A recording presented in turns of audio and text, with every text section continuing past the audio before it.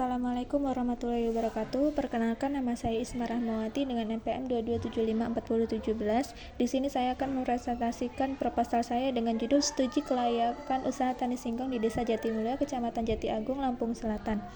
Langsung saja ke latar belakangnya, yaitu Indonesia merupakan negara agraris yang punya produksi pertanian yang sangat beragam, yaitu salah satunya ada tanaman singkong atau Manihot esculenta. Bahan baku singkong ini merupakan tanaman pangan terpenting kedua di Indonesia setelah padi, jagung, kedelai, kacang tanah, dan kacang merah.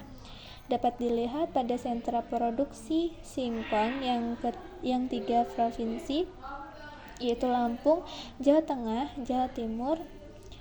Paling tinggi yaitu Lampung dengan persentase 32%.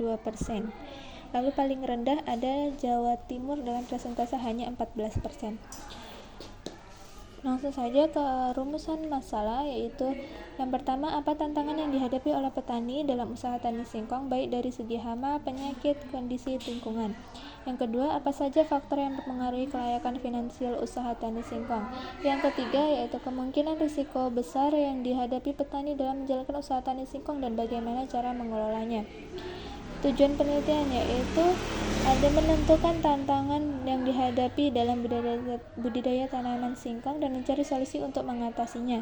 Yang kedua, ada mengidentifikasi faktor-faktor yang berpengaruh dalam kelayakan usaha tani dan memberikan rekomendasi untuk meningkatkan produktivitas usaha tani singkong.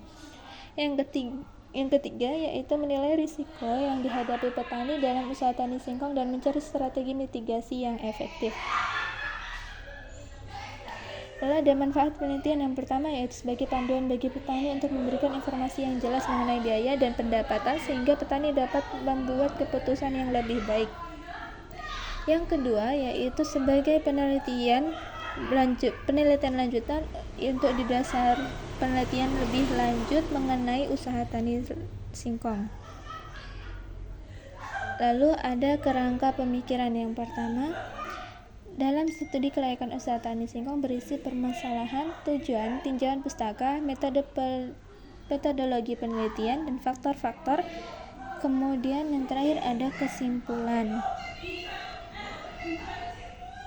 Yang dimaksud dengan usaha tani singkong yaitu merujuk pada kegiatan pertanian yang berfokus pada budidaya singkong yang merupakan tanaman umbi-umbian dengan potensi ekonomi yang besar. Lalu kelayakan usaha tani yaitu penilaian yang dilakukan untuk menentukan apakah suatu usaha pertanian dapat dijalankan dengan sukses dan memberikan keuntungan yang diharapkan. Lalu aspek-aspek dalam kelayakan usaha tani ada 6, yaitu aspek finansial, aspek pasar, aspek teknis, aspek lingkungan, aspek kebijakan, dan aspek regulasi. Lalu metode penelitian yang digunakan yaitu